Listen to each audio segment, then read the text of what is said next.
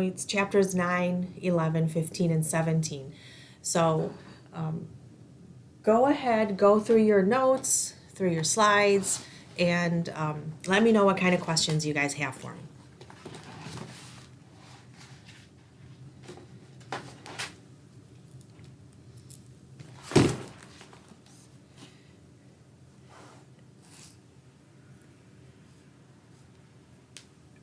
I had a couple questions. Sure.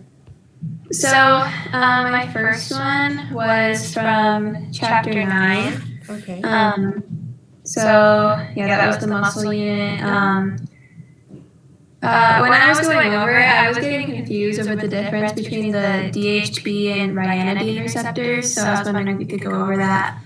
Okay, sure. So best way is to open up the slides. So we don't have to imagine what it looks like. We can actually look and see what they look like. So I'm getting that up. And I'm going to present.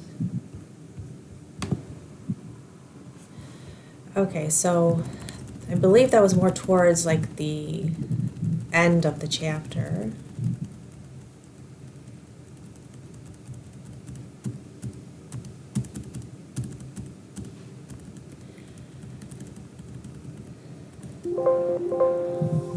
Okay, did I miss it?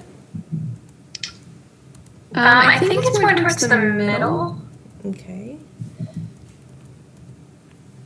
We could do this, maybe ryanodine. There we go.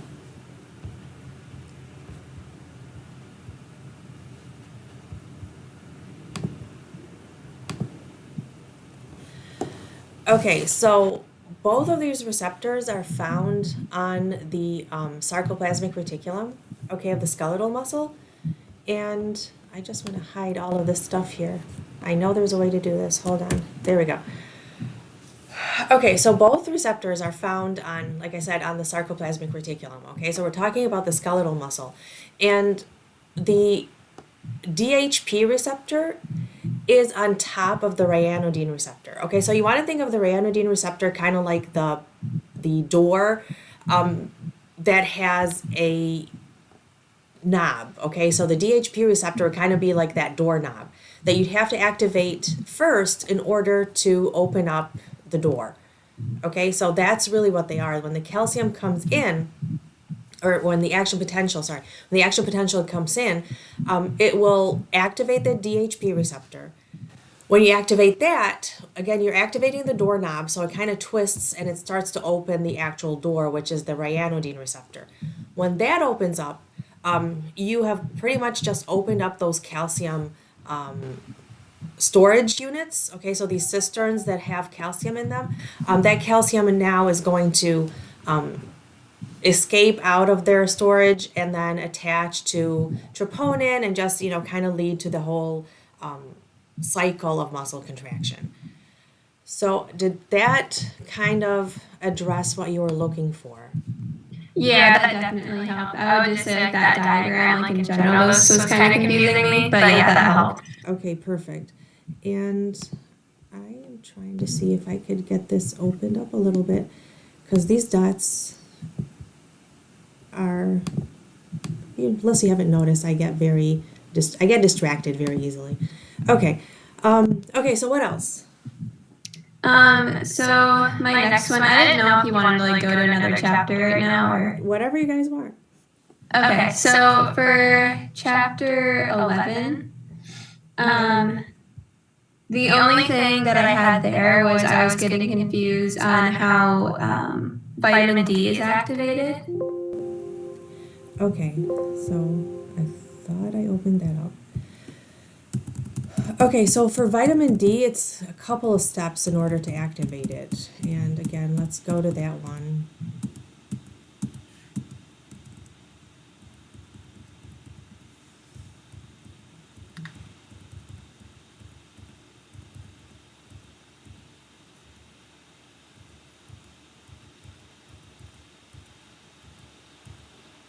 Okay. So for vitamin D to be activated, first off, the very top is just really showing us the different sources of vitamin D, okay? So it's either that we intake it like in a pill, or we eat or drink it, like in milk or yogurts and so on. Okay, so the dietary vitamin D. And D2, that is known as ergocalciferol, that's a plant-derived vitamin D. While D3 is really, that is the kind that is formed inside of our skin, okay, using sunlight. And that's why here in Michigan, a lot of us are actually vitamin D deficient because of the lack of sunlight, especially during these winter days, the winter months. Okay, so that is really your first thing up here. Okay, it's just like what are the sources of vitamin D's, whether it's D2 or D3, and in either way, they're actually inactive. Okay, they have to be activated. Now, that vitamin D, the first step of activation would be in the liver, okay, through the enzyme known as 25 hydroxylase enzyme. Okay, that will add a hydroxyl group. Hydroxyl is that OH group that you see down here. Maybe if I do I can't see the diagram. Oh, I'm sorry. I wish you said something earlier. It's still on the muscle one. You're still seeing the muscle one. I'm so sorry. Oh, you're fine. Cancel that. Okay. Okay then. Well, let me. Here we go. Yep. Now you can see it. Okay. Perfect. Yeah. So let's make this a little bit bigger, and I have no idea how to make this to capture everything. Okay. So, as I was saying, just the sources of vitamin D, okay, whether it's D2 or D3. Okay, so D2 is your dietary kind, that one kind that we get from plants, the plant-derived. And D3 is really that we make ourselves. Okay, so whatever, the 7-dehydrocholesterol in our skin is going to change into vitamin D3 using sunlight. And that, kind of again, going back to why a lot of us, especially if you're in Michigan or in another place that has long winters, a lot of us happen to be vitamin D deficient. Both of them, though, are inactive. Okay, so your first step in activation is going to happen in the liver, where vitamin D, through this enzyme known as 25 hydroxylase enzyme, it'll add a hydroxyl group, which is that OH group, to 25. 25 is just like, they're like 300 gazillion carbon atoms, okay? So that 25 is just the number of the carbon atom. Okay, so it'll add a hydroxyl group to carbon atom number 25, and that again is your first step of activation. The second step, that's in the kidneys, and that's where we need PTH. Okay, so that second step isn't going to happen unless parathyroid hormone is present, and that will add another hydroxyl group in the first carbon. So now we'll call it 125 hydroxy vitamin D. Okay, so that is now your active form of vitamin D. Okay, so hopefully that helped a little bit. Yeah, it definitely did. Okay, so again, it's a two-stage event where first one is in the liver, second one is in the kidney. Okay, so what else? That was all I had. I feel pretty okay with the other chapters. So, yeah, thank you. Okay, perfect. Okay, who else has questions ready?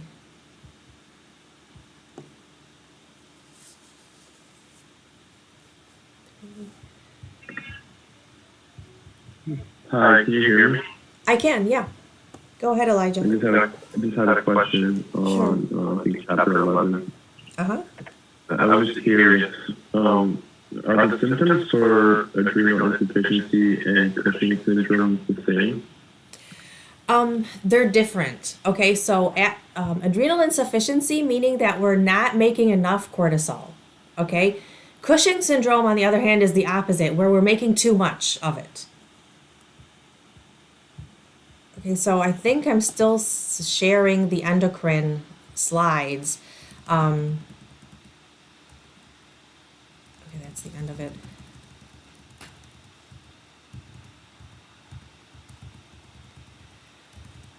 There we go. So in adrenal insufficiency, we pretty much destroyed the whole adrenal cortex. So that includes all three layers of the cortex. So we're not making aldosterone, we're not making cortisol. The aldosterone, that's part of the mineralocorticoids. So there's a whole imbalance in the sodium and water balance mechanism. And again, we're not making cortisol, so it's really cortisol deficiency. While in the case of Cushing, that's again the opposite. There is just way too much cortisol in the system, whether it's the gland that's making it, the adrenal cortex that's secreting too much cortisol, or it's just being overstimulated by the anterior pituitary gland where it's making too much ACTH, and that's why the adrenal cortex is overstimulated. Sometimes Cushing's disease can even be due to the excess intake of cortisol as treatment. Okay, so lots of patients have to take cortisol for for chronic diseases over long periods of time, And when that happens, they can also develop Cushing's disease. Okay, so it's basically that this patient has way too much cortisol, whatever the source of cortisol is. Okay, Elijah, did you need to go over the signs and symptoms, or was that what you were asking about?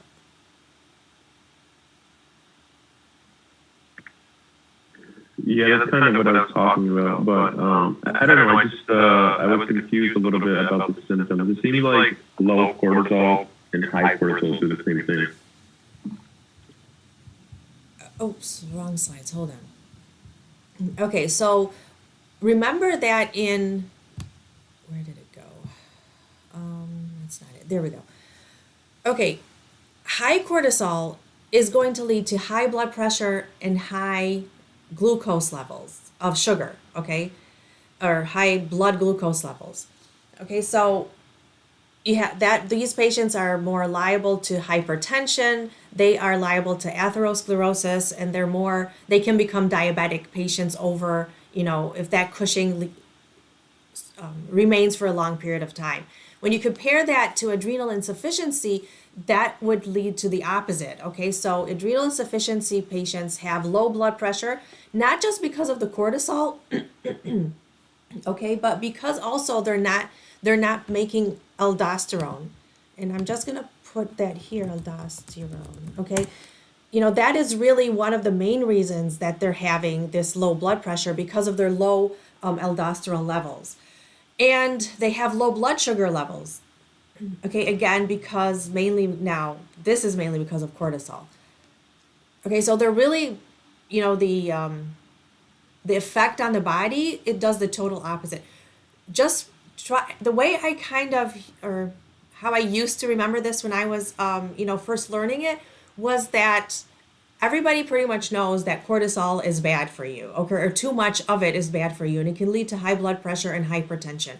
And that's why these Cushing Syndrome disease, okay, like this patient, for example, would have hypertension and can become diabetic because of those high glucose levels that stay for long periods of time. They also have this redistribution of fat. Okay, so you can see here that, the fat becomes distributed in the back of the neck, around the abdomen. They get these stretch marks because we're pretty much breaking down the protein of the skin, including collagen and keratin and so on. So that breakdown is going to lead to these stretch marks.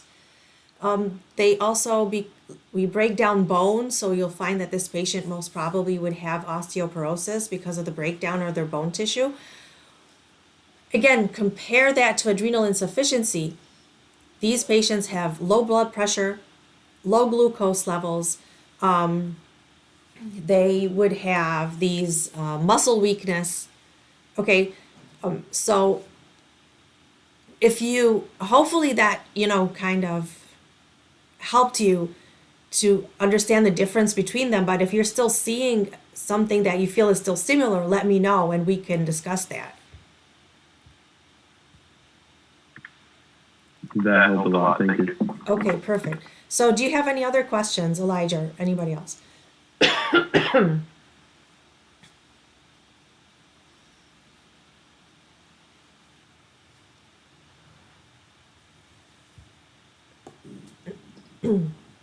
have a question about hypercalcemia and hypocalcemia. Sure. So with the symptoms, for example, with hypercalcemia, it's like tiredness and muscle weakness and fatigue. Right. I thought that it would have been the opposite because you need calcium for muscle contractions, and I thought that you'd have more muscle contractions if you had more calcium. Okay, well, that totally makes sense. Okay, I can understand, why that would, be confusing. But actually, what happens is that having too much calcium, the muscles just cannot, you want to think of them, they're kind of like tired, okay? They're fatigued because, not that they're contracting too much, but of, I want to explain this in a simple way where I don't get into too much of the details, but remember that the calcium that is that hypercalcemia is the calcium, the blood calcium. Okay, it's not the calcium inside of the cell. So when a muscle contracts, when skeletal muscle contraction happens, it happens because of the calcium found inside of the skeletal muscle fiber. So I'm going to kind of go back to that. Oh, that's the wrong chapter. Hold on. Oops, and now this has to be reshared. Hold on.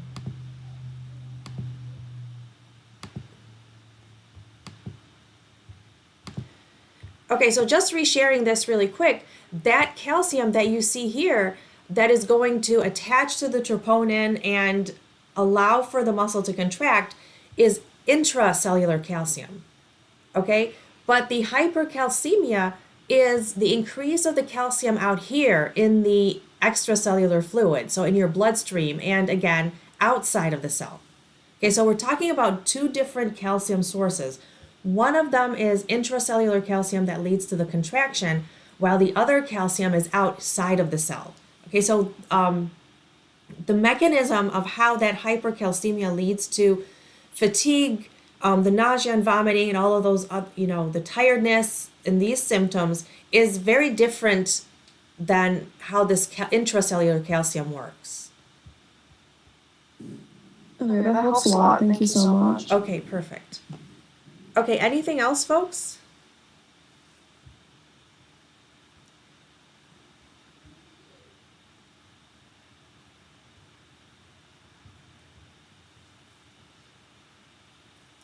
Okay, so there's 20, well, I guess there's 21 of you, okay, since, I'll be the 21st, 22nd.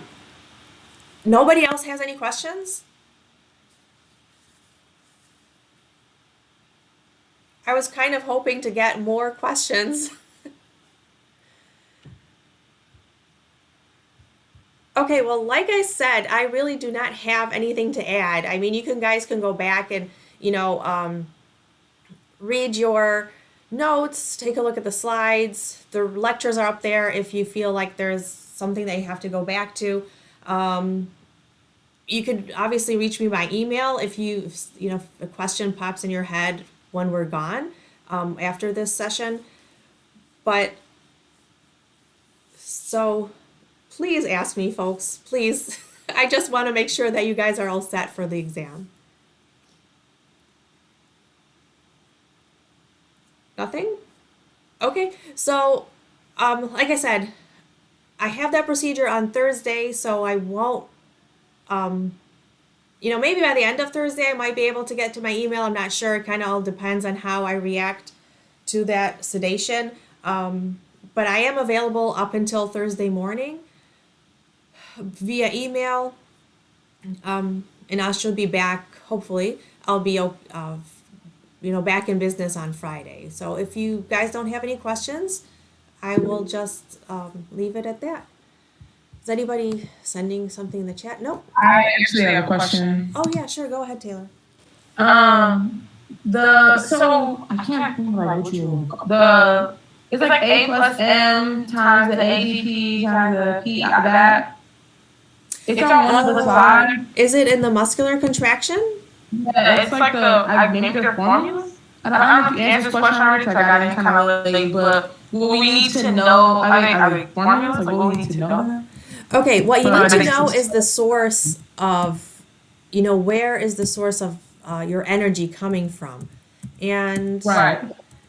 So it's basically either ATP, okay, which is, how we store energy in our body, or creatine phosphate. So that's kind of like a fast way of getting energy. If you take that creatine and phosphate and you break them apart, it also leads to the release of energy. So I'm just trying to get to that slide where that's at. I do know exactly what you're talking about. Oh, this one. Okay, let me go ahead and reshare these. Okay, so this is what you're talking about, right? Yes. Okay, so I'm not going to ask you to complete an equation, okay, but you do have to understand like what is going on here. So here again, that dot really represents the bond between the two phosphate molecules. So when we break that bond, we are releasing that energy. Okay, so and again, the sources of energy are your ATP and creatine phosphate. Okay, so that's really the takeaway from these equations. Okay, so we won't need to like not necessarily memorize, but know them. No. You have to Okay. understand, the science concept. behind it. Yeah, but not really. Okay. No, you don't have to do Okay, that. thank you. Not a problem. So anybody else? Okay, well, if you guys are all set, I am going to wish you good luck. I will remain here in case anybody has any questions, and enjoy the rest of your day. Thank you. My pleasure. Bye.